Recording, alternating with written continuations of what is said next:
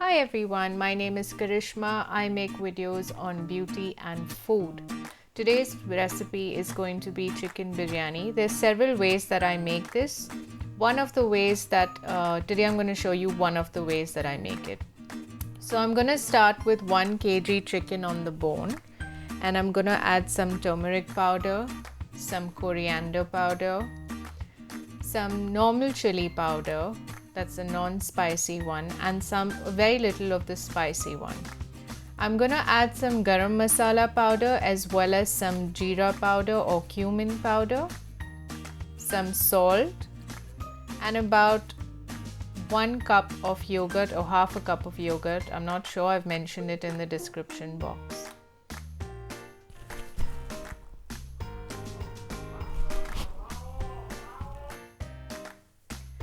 Ensure this is all mixed into the chicken well and leave it aside to marinate for about 20 minutes minimum. Now I've cut up potatoes and I have put them to fry in a kadai which has a lot of oil in it because we need to ensure that this fries well. This will be put on dum soon, but so we don't have to see that it's entirely cooked through. It can be cooked to about 3/4.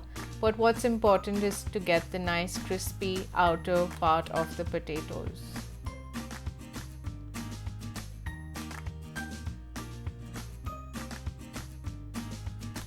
Now I'm removing this into a plate and I'm using the same oil to fry the onions. These onions, these are sliced onions. I'm frying about 4 onions and I'm using this to make the bariste. This is what I will use to garnish while at the end, while I layer the entire biryani. This is a process. This is one of the things that takes time. But when it comes to completion and you see the onions coming to this color, ensure you keep stirring because at this stage the onion can burn really easily and all your hard work would go down the drain. So at this stage where it's really reddish brown, you need to keep stirring.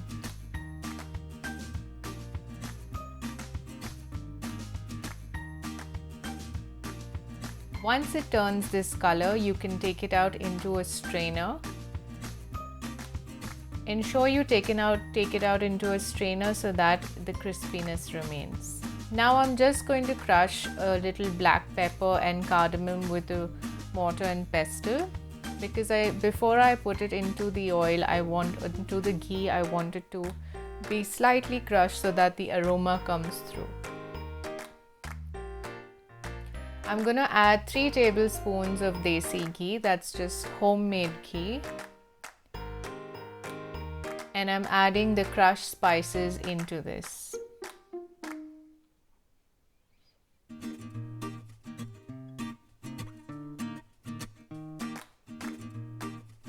Now I'm gonna add some bay leaves, cloves, cinnamon sticks and a star anise.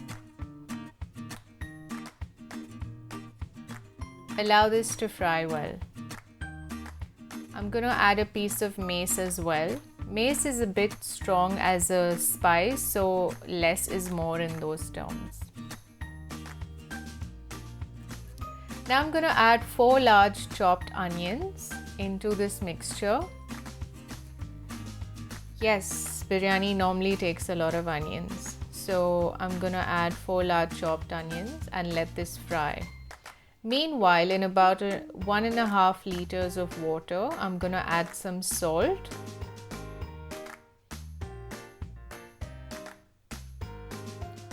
Followed by some bay leaves, cinnamon sticks, cardamoms and some cumin seeds.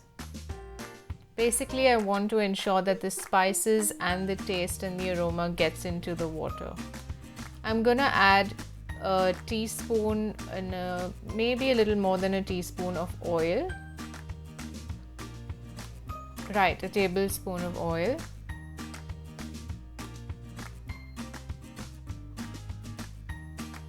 Then I'm gonna add half a teaspoon of kevra drops. This is absolutely optional. I like to add this because it makes the basmati rice really fragrant for the biryani.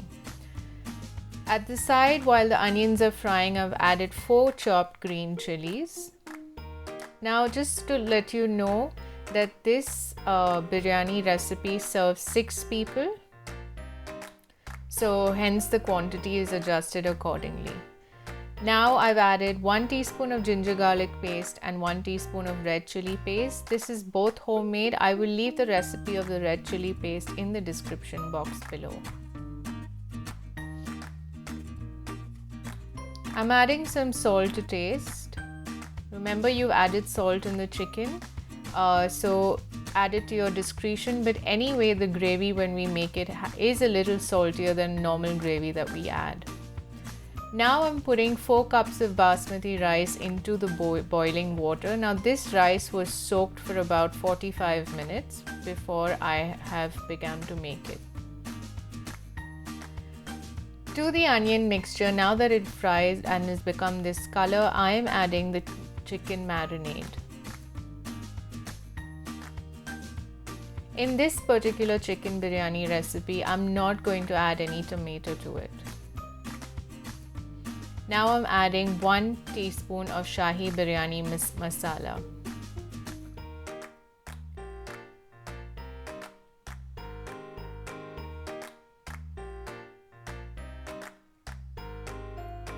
My fondest memories of biryani is from Bahrain when we used to live there, and my mom used to make biryani every Friday.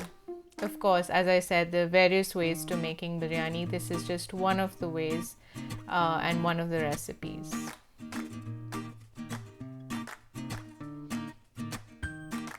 Now I'm going to add about a cup of water to the pressure cooker. I'm going to mix this well.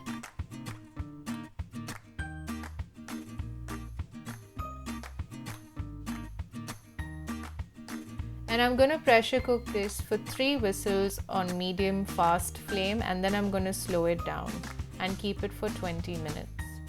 To the rice that I've drained out, I've cooked it up to about 80%, and I've added ghee, some saffron, as well as some garam masala powder. The rice is very crucial at this stage.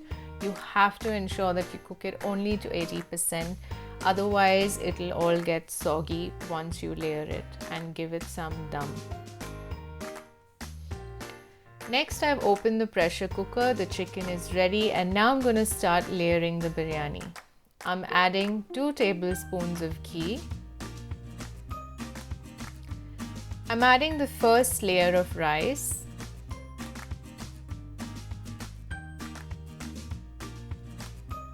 Then I'm adding a bit of the chicken as well as the gravy,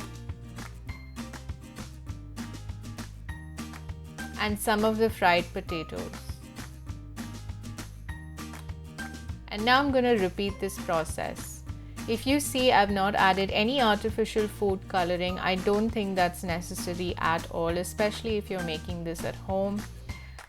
Even if you're making it for people who come over, you don't need. Saffron does all the work and the job. And by the time you garnish everything, you don't really need to see all that food coloring come through.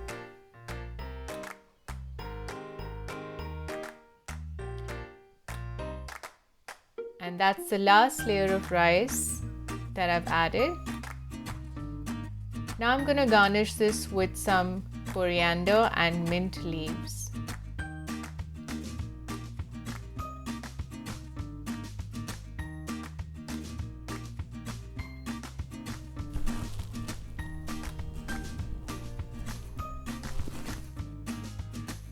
And finally, the onion bariste. I've garnished this with 1 cup. You can add lesser, you can add more. It really depends on how you like the taste. My family loves the taste of onion bariste on the food, especially a biryani, and that's why I put that much. So there you go, guys. This is the finished biryani, and it was absolutely tasty. As I said, there are various recipes, various ways to making it. This is one of the ways to make a quick, lovely, sumptuous chicken biryani. I hope you like this recipe and will enjoy recreating it as well as eating it with your family. If you do like this recipe, do put a thumbs up down below and let me know in the comments section how you liked it. If you haven't subscribed already, please do press that subscribe button. It would mean a lot to me. Until next time, thank you for watching. Bye bye.